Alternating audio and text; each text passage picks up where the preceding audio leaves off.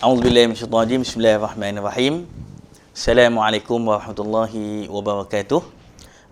Anda bersama saya Muhammad Muhaimin bin Muhammad Zaki dalam program Remaja Khairul Ummah, anjuran Jabatan Pendidikan Negeri Pulau Pinang bersama Jabatan Agama Islam Negeri Pulau Pinang. Jadi alhamdulillah pada pagi yang berbahagia ini bertepatan pada hari ini tarikh yang agak menarik, iaitu 11 hari bulan 11 2020. InsyaAllah kita akan membicarakan satu tajuk dalam kitab Al-Kabair, iaitu yang berkaitan dengan membunuh diri. Jadi adik-adik yang saya kasih sekalian, apakah fenomena membunuh diri ini adalah membimbangkan ataupun tidak? Jadi saya mengambil contoh, ada satu keratan akhbar, ada seorang remaja menggantung diri kerana kecewa dengan cinta. Maka hadirin yang dirahmati Allah Subhanahu Wa Taala, menurut Ketua Pengarah Kesihatan Malaysia, Datuk Dr. Nur Hisham Abdullah, statistik membunuh diri pada tahun 2008 hingga 2010 menunjukkan sebanyak 1,100 kes bunuh diri yang telah dicatatkan, dan di antara wanita dan lelaki, iaitulah nisbah lelaki berbanding wanita ialah 2 lelaki dan juga 1 wanita.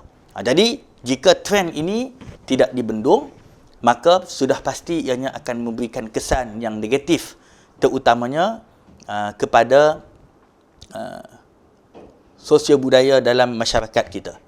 Jadi hadirin yang dirahmati Allah Subhanahu Wa Taala, adik-adik yang saya kasih sekalian, pastinya apabila kita melihat setelah trend membunuh diri ini sangat menggerunkan, sehingga kan terdapat beberapa hasil daripada kajian yang dilakukan oleh Kementerian Kesihatan Malaysia. Terdapat beberapa kaedah yang popular yang digunakan oleh remaja khususnya untuk membunuh diri. Yang pertama adalah menggunakan karbon monoksida. Yang kedua adalah menggantung diri. Yang ketiga adalah terjun daripada bangunan. Yang keempat adalah meminum racun rumpai dan juga meminum racun makhluk perosak. Jadi, adik-adik yang dirahmati Allah Subhanahu Wa Taala, berdasarkan daripada statistik yang telah kita lihat sebentar tadi sangat menggerunkan. Maknanya hampir setiap hari akan ada kes dan bunuh diri, dan kalau kita tengok di Malaysia, terdapat dalam satu keratan akhbar 2 rakyat Malaysia bunuh diri setiap hari. Jadi jika perkara ini tidak dibendung, maka pastinya ianya akan membawa mudarat kepada kita. Jadi apakah bunuh diri ini dibolehkan di dalam Islam? Timbul persoalan kepada kita, adakah membunuh diri ini dibolehkan dalam Islam? Jadi kalau kita tengok pada halaman yang ke-110, adik-adik semua dah dapat kitab Al-Kabair kan? Jadi manfaatkan kitab tersebut, iaitu pada dosa yang ke-18, maka Allah Subhanahu Wa Taala menyebut wala taqtulu anfusakum innallaha kana bikum rahima. Dan janganlah kamu membunuh diri sendiri, sesungguhnya Allah sentiasa mengasihani kamu. Jadi di dalam ayat dalam surah An-Nisa pada ayat yang ke-29 ini, maka sebahagian mufassirin antaranya Wahidi mengatakan bahawa janganlah sebahagian kamu membunuh sebahagian yang lain, kerana kamu berasal daripada satu agama, maka kamu seperti mana satu jiwa. Jadi kita kena menghargai, appreciate dengan nikmat Allah Subhanahu Wa Taala. Allah Taala memberikan kepada kita nikmat kehidupan. Maka nikmat kehidupan ini kita kena manfaatkan dengan sebaik mungkin. Jadi mungkin saya nak buat sedikit catatan komunikasi antara kita, walaupun ini dalam studio rakaman. Jadi kebiasaannya, kalau kita tengok, adik-adik yang saya kasih sekalian, sebab apa membunuh diri ini, iaitulah yang pertama, sebab apa faktor-faktor membunuh diri ini. Yang pertamanya adalah kerana yang pertama berdasarkan daripada bacaan yang telah saya buat, iaitu adalah kerana tekanan. Ada orang membunuh diri kerana tekanan, kan? Tension, kalau bahasa kita ni tension, kan? Jadi bila mana tekanan menyebabkan stres. Boleh jadi dia mendengar bisikan-bisikan syaitan. Jadi waktu tu, aku tension lah dengan masalah sekarang ni. Kan? Maka waktu tu, dia pun mengambil langkah singkat untuk iaitu membunuh diri. Itu yang pertama. Yang kedua, tengok Ustaz Amal kat situ, kan? Iaitulah yang kedua adalah kerana apa? Kerana kecewa. Tadi kita tengok contoh, kan? Ada keratan akhbar yang telah saya tunjukkan, kan? Dia putus cinta, kan? Bekas kekasih dia duk relax happy dia makan KFC, kan? Dia dalam keadaan bunuh diri. Jadi ini yang menyebabkan antara faktor. Yang ketiga, selepas daripada tekanan, selepas daripada kecewa, yang ketiga adalah kerana apa? Kerana masalah. Boleh jadi kerana dia terlibat dengan satu-satu masalah, kan? Jadi dia tak tahu dah waktu tu, kan? Maka ketika itu dia mengambil jalan singkat, iaitu membunuh diri. Ada yang keempat, kerana apa? Selepas daripada tekanan, selepas daripada kecewa, selepas daripada masalah, yang keempat adalah kerana mereka ini iaitu dalam keadaan berlaku konflik, kan? Jadi keempat-empat masalah ini, setiap itu adalah berpunca daripada persekitaran ataupun daripada diri sendiri. Sebab itu adik-adik yang dirahmati Allah Subhanahu Wa Taala, Allah Subhanahu Wa Taala menyebut laqad khalaqnal insana fi kabad. Diciptakan manusia itu dalam keadaan susah payah. Maka ulama membahaskan antara perkara yang tak dapat lari dalam kehidupan kita ni adalah rasa susah di dalam hidup. Jadi seperti mana yang saya sebutkan tadi, yang pertama adalah tekanan, yang kedua adalah kecewa, yang ketiga adalah masalah, yang keempat adalah konflik. Ini bagaimana kita nak atasi keempat-empat perkara ini? Antaranya adalah dengan kita menguruskan masalah tersebut. Antara kaedahnya bila kita berlaku masalah, kan? Boleh jadi adik-adik di sekolah kadang-kadang tekanan, kan? Ada pelajar dia kecewa sebab apa? Tengok result dia tak elok, kan? Fail dalam beberapa subjek, kan? Jadi adakah waktu tu dengan mengambil jalan pintas membunuh diri ini menyelesaikan masalah tersebut? Tidak. Jadi Allah Subhanahu Wa Taala menyebut ala bizikrillah tatmainnul qulub. Dengan kita ingat kepada Allah, akan menyebabkan hati-hati kita menjadi tenang. Jadi adik-adik yang dirahmati Allah, bila kita ada masalah, kita kena ingat orang lain juga ada masalah, kan? Cuma orang lain itu masalahnya pelbagai. Boleh jadi ada orang yang diuji dengan kesusahan, ada orang yang diuji dengan ahli keluarga, ada orang yang diuji dengan harta benda. Maka bagaimana kita nak menguruskan masalah tersebut adalah dengan menggunakan akal yang Allah Subhanahu Wa Taala berikan kepada kita. Jadi jangan kita mengambil jalan singkat dengan membunuh diri. Jadi saya nak memetik kata-kata Datuk Seri Dr. Adham bin Baba, Menteri Kesihatan Malaysia, pada Hari Pencegahan Bunuh Diri Sedunia pada 10 September 2020. Jadi setiap 10 September adalah Hari Pencegahan Bunuh Diri Sedunia. Jadi disebutkan adalah kerajaan menyedari isu tingkah laku bunuh diri ini semakin membimbangkan dan perlu dah ditangani. Jadi bila mana kerajaan dah tahu, kan, kita tengok boleh setiap bulan kita baca di media, kan, adik-adik buka Facebook, buka Instagram, ada kes-kes laporan membunuh diri. Jadi saya nak bawa satu kisah yang berlaku pada zaman Nabi SAW.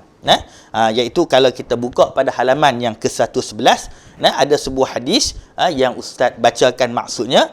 Kata Amr ibn As, aku telah bermimpi bahawa basah. Mimpi basah ni kalau orang lelaki ni dia faham lah, kan? Mimpi basah ni macam mana, kan? Mimpi tu terkeluar air, kan? Mana waktu tu dia duduk dalam keadaan tempat yang terlampau sejuk dalam peperangan Zat al-Salasil. Waktu tu dalam keadaan yang sejuk, kan? Adik-adik pernah tak? Kalau saya bagi contoh, kalau tempat kita ni pergi ke Cameron Highland, kan? Kita pergi ke Cameron Highland, Allah sejuk sangat. Maka aku takut kebinasaan jikalau aku mandi. Dia nak mandi junub, tapi kalau dia mandi junub waktu tu, maka menyebabkan kebinasaan. Apa dia? Boleh jadi dia demam panas, ataupun dalam keadaan ada orang dalam keadaan terlampau sejuk, boleh mati kesejukan, kan? Maka lalu aku pun bertayamum dan bersolat subuh bersama-sama para sahabatku. Maka dia pun bertayamum, Kan? Waktu tu dalam keadaan orang tak berapa nak familiar lagi kaedah ni. Maka dia pun bertayamum, ganti mandi janabah itu, mandi junub itu. Maka aku pun memberitahu perkara tersebut kepada Nabi SAW. Bila mana dalam keadaan ada sahabat-sahabat mereka tahu, Amr bin As ni dia tak mandi junub. Kan? Apa dia buat? Dia hanya bertayamum. Mereka pakat duk sebut-sebut. Maka habis daripada peperangan tu, berita ni sampai kepada Nabi SAW. Seolah-olah kalau bahasa kita ni, dia ni tak sah solat dia. Sebab apa? Sebab tak mandi junub. Maka aku pun memberitahu perkara tersebut kepada Nabi SAW. Lalu Nabi SAW bertanya kepadaku, apa persoalan Nabi? Kalau kita tengok ni, adik-adik akhlak Nabi SAW. Bila mana sampai satu-satu perkara, satu-satu berita, Nabi rujuk kepada orang tersebut. Tabayun. Kan kita jangan, kalau orang main-main, kan, main-main kat kita ni, cerita, weh, tu, mak tu, Raini ni, ada buat sekian-sekian yang tak elok. Kita terus percaya. Tak, jangan. Kena tanya dulu orang tersebut. Maka dia menyebutkan, wahai Amr, kamu bersolat bersama dengan para sahabatmu sedangkan kamu dalam keadaan berjunub. Benarkah? Kan? Wahai Amr bin As, kan, kamu ni dalam keadaan semayang subuh tapi dalam keadaan masih berjunub. Maka aku pun memberikan alasan mengapa aku tidak mandi wajib. Aku berkata kepada Rasulullah bahawa aku pernah mendengar firman Allah Subhanahu Wa Taala. Dia bagi reason dia. Sebab apa saya tak mandi junub ni, wahai Rasulullah? Kerana apa? Kerana aku mendengar firman Allah. Dia ambil ayat Al-Quran. Apa dia? Wala taqtulu anfusakum innallaha kana bikum rahima. Apa maksud dia? Dan janganlah kamu membunuh dirimu, sesungguhnya Allah adalah Maha Penyayang kepadamu. Maka bila mana Nabi SAW dengar alasan yang diberikan, hujah yang diberikan oleh Amr bin As, maka baginda Nabi SAW pun ketawa tanpa mengucapkan apa-apa. Maknanya apa?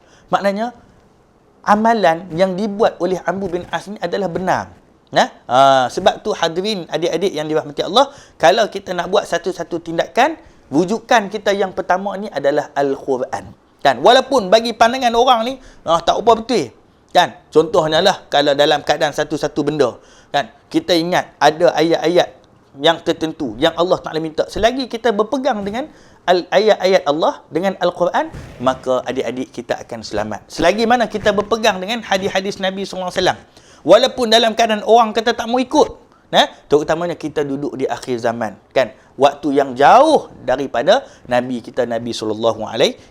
Sebab tu Nabi SAW menyebut, akan ada daripada kalangan umatku yang menggenggam bara api. Kan? Jaga agama ni seperti mana menggenggam bara api. Baik. Jadi adik-adik yang dirahmati Allah Subhanahu Wa Taala, itu kisah pada zaman Nabi SAW. Zaman Nabi SAW terdapat beberapa kisah. Jadi saya bagi satu contoh yang mudah untuk kita nak faham. Maknanya Amr bin As ni dia tak buat satu-satu benda yang memudaratkan diri dia sehingga kan dapat kesan yang buruk, iaitu sehingga membunuh nyawanya. Jadi terdapat kes bunuh diri ni bukan di negara kita saja, kan? Malah adalah di beberapa negara maju seperti mana di Amerika Syarikat dan juga di Jepun. Juga terdapat beberapa kes bunuh diri ini di beberapa negara yang mundur. Kenapa? Disebabkan oleh tekanan hidup yang telah saya sebutkan sebentar tadi. Jadi bagaimana kita nak bentras gejala-gejala ini, antaranya membunuh diri ini.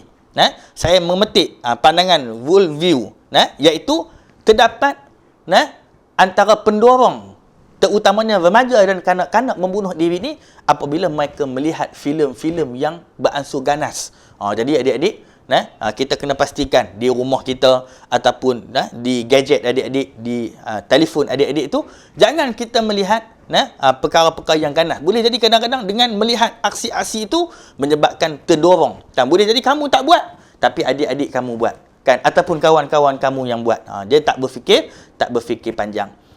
Jadi disebutkan seperti mana yang kita bacakan tadi dalam surah Al-Baqarah pada ayat yang ke-195 yang Allah Ta'ala menyebutkan, dan janganlah kamu sengaja mencampakkan diri kamu di dalam bahaya kebinasaan. Maka Syekh Abdul Rahman bin Nasir disebut dalam tafsirnya, Tafsir Al-Karim Ar-Rahman fil Tafsir Al-Kalam Al-Mannan, menyebutkan bahawa sesiapa yang menjatuhkan dirinya kepada kebinasaan dengan melakukan maksiat kepada Allah dan juga berputus asa daripada taubat kepada Allah Subhanahu Wa Taala. Boleh jadi adik-adik, ada orang dia buat satu-satu dosa. Kan dia kata, Allah, aku ni tekanan dah lah, aku ni tension lah orang tu kata apa kat aku. Tapi kita lupa adik-adik. Allah Ta'ala menyebut, innallaha yuhibbut tawwabin. Sesungguhnya Allah Subhanahu Wa Taala suka kepada orang-orang yang bertaubat. Wa yuhibbul mutatahhirin, dan mereka yang kembali menyucikan diri mereka. Jadi kan kita kena ingat setiap manusia ni tak lari daripada kesalahan. Kan? Jadi bila mana ada satu-satu masalah, apa kita buat? Yang pertama tadi, seperti mana Amr bin As, dia kembali balik kepada Al-Quran. Kita kembali balik kepada hadis Nabi. Boleh jadi kita, kalau adik-adik ada apa-apa masalah, kan, boleh rujuk kepada kaunselor di sekolah ataupun guru-guru di sekolah. Kan? Jangan kita ambil video-video yang mempunyai aksi-aksi yang ganas. Boleh jadi terdetik pada kita, kalau aku buat macam ni pun okey juga, no? Tak boleh. Jangan buat macam tu. Maka berdasarkan daripada ayat ini juga, Al-Imam As-Sayuti berkata di dalam tafsirnya, maksud dirimu itu sedangkan ba, yakni huruf jar, sebagai tambahan ke dalam binasaan ataupun kecelakaan disebabkan meninggalkan ataupun mengeluarkan untuk berjihad yang menyebabkan lebih kuat pihak musuh daripada kamu. Jadi sepatutnya kita ni sebagai khalifah di atas muka bumi ni adik-adik, kan? Maka seperti mana yang saya sebutkan tadi, kita menggunakan akal yang Allah Ta'ala bagi kepada kita. Kan? Boleh jadi kalau kita putus cinta, kan? Maka waktu tu kamu kenapa? Maka waktu tu kita kena bermuhasabah diri. Boleh jadi, waktu ni aku kena belajar, bukan kena cinta. Maka kita fokus kepada belajar kita. Ataupun kita ada masalah kewangan. Boleh jadi kamu ceritakan kepada mereka yang berautoriti. Boleh jadi kaunselor sekolah, ataupun guru disiplin di sekolah, ataupun kalau di peringkat komuniti, di ketua-ketua kampung, kan, ataupun imam-imam masjid. Maka insya-Allah mereka akan menyelesaikan masalah tersebut. Jadi adik-adik yang dirahmati Allah Subhanahu Wa Taala, kesimpulan yang dapat kita ambil daripada tazkirah ataupun slot dalam kitab Al-Kabair dalam bab membunuh diri ini, iaitulah terdapat ancaman yang besar. Ingat adik-adik, kan, apa ancaman dia? Disebut oleh Nabi SAW dalam sebuah hadis yang sahih riwayat Bukhari dan Muslim. Kata Nabi, man khatala nafsahu bi syai'in uziba bihi yaumal qiyamah. Sesiapa yang membunuh diri dengan sesuatu cara, pada hari kiamat kelak dia akan diseksa dengan cara seperti itu pula. Adik-adik, bukan kata habis kat dunia ni habis dah, tak. Kan? Boleh jadi ada orang dia buat apa? Gantung diri. Kan? Seperti mana ustaz sebut tadi, contoh-contoh lompat bangunan. Ada orang minum racun. Nanti di hari kiamat berdasarkan daripada hadis ini, maka dia akan buat seperti mana yang dilakukan ketika mana hidup di atas muka bumi. Rugi tak adik-adik? Rugilah. Kan? Sebab bila mana Allah Ta'ala bagi nikmat hidup kepada kita, kan, kita baca dalam surah Al-Mulk pada ayat yang kedua, allazi khalaqal mauta wal hayata liyabluwakum ayyukum ahsanu amala. Antara tujuan Allah Ta'ala ciptakan kematian dan kehidupan ni apa dia adik-adik? Ayyukum ahsanu amala, iaitu untuk kita nak mempersembahkan amal ibadat kita yang terbaik kepada Allah.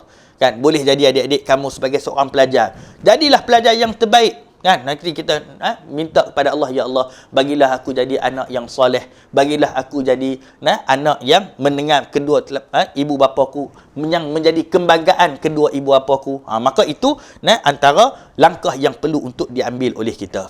Jadi saya nak memetik, bukan kata kita membunuh diri, malah bercita-cita untuk mati juga adalah perkara yang diharamkan untuk Islam. Kan, saya dah duduk hidup-hidup ni, aku mati lagi bagus saja ni. Kan? Boleh tak? Tak boleh. Kerana disebut oleh Nabi SAW dalam sebuah hadis riwayat Al-Bukhari yang bermaksud, dan janganlah mengharapkan kematian kerana tertimpa musibah duniawi. Nabi sebut jangan harapkan kematian.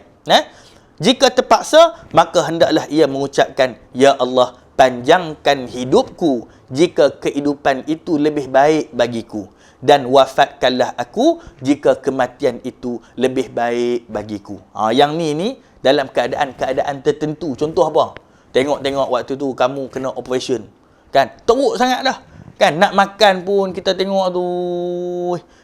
Tengok-tengok pakcik tu aduh nak makan pun guna tiup. Kan? Kita tak sanggup nak tengok dah waktu tu. Kan? Keadaan hidup dia. Maka waktu tu, maka kita berdoa kepada Allah. Ya Allah, panjangkanlah hidupnya jika kehidupan itu lebih baik baginya. Dan janganlah wafatkannya apabila jika kematian itu lebih baik baginya. Itu kita mohon kepada Allah Subhanahu Wa Taala. Jadi walaupun kita nak mohon untuk mati, maka tidak dibenarkan dalam agama. Kerana nikmat hidup ni adalah nikmat yang tidak ternilai. Boleh tak kita beli adik-adik wang ringgit ni? Kan? Contohlah ada orang mati. Ni saya nak beli nikmat hidup ni, boleh tak? Tak boleh. Tidak ternilai. Kan? Infinity tak boleh diukur dengan wang ringgit.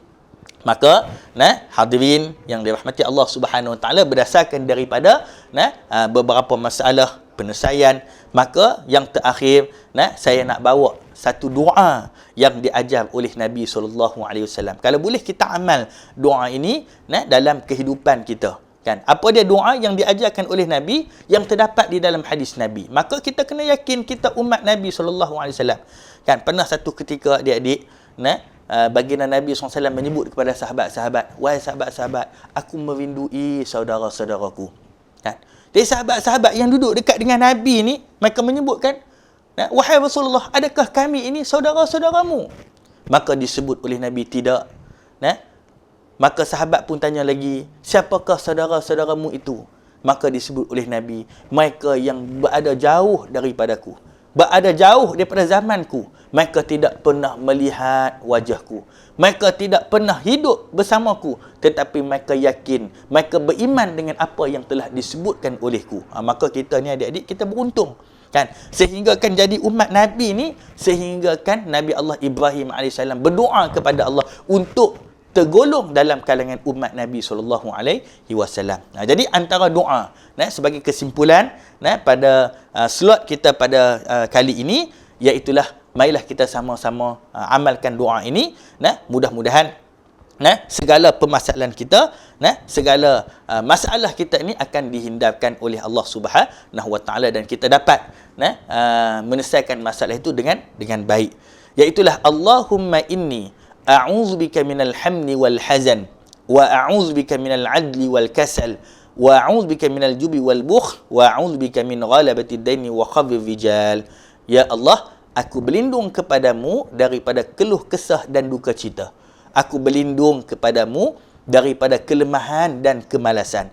Aku berlindung kepadamu daripada rasa penakut dan kikir. Dan aku berlindung kepadamu daripada bebanan hutang dan juga penindasan. Jadi adik-adik, doa ni nak boleh ambil di mana? Yang pertama adik-adik, kita boleh dapatkan dalam buku Zikir Al-Maqsurat yang disusun oleh Asy-Syahid Imam Hasan Al-Banna. Adik-adik boleh tengok dalam zikir tersebut. Antara lain kita boleh google lah. Kan? Tengok. Iaitu doa yang diajar oleh Nabi SAW kepada Anas bin Malik. Jadi kita doa ini, mudah-mudahan Allah Ta'ala mustajabkan. Terutamanya adik-adik, waktu ni boleh jadi kita dalam kelas online ataupun kita sedang belajar. Waktu kita sedang belajar tu kita berjihad di jalan Allah. Maka itu antara waktu yang mustajab doanya di sisi Allah Subhanahu Wa Taala. Jadi saya rasa cukup sekadar itu perkongsian kita pada kali ini. Mudah-mudahan kita dapat mengambil istifadah, kebaikan daripada apa yang telah dikongsikan. Saya mohon maaf sekiranya terkasar bahasa dan sebagainya. Kesimpulan daripada slot pada kali ini, yang pertamanya adalah membunuh diri ini sangat dimukai oleh Allah Subhanahu Wa Taala. Orang yang beriman akan sentiasa menghargai nikmat nyawa yang diberikan oleh Allah Subhanahu Wa Taala. Wallahu taala alam. Assalamualaikum warahmatullahi wabarakatuh.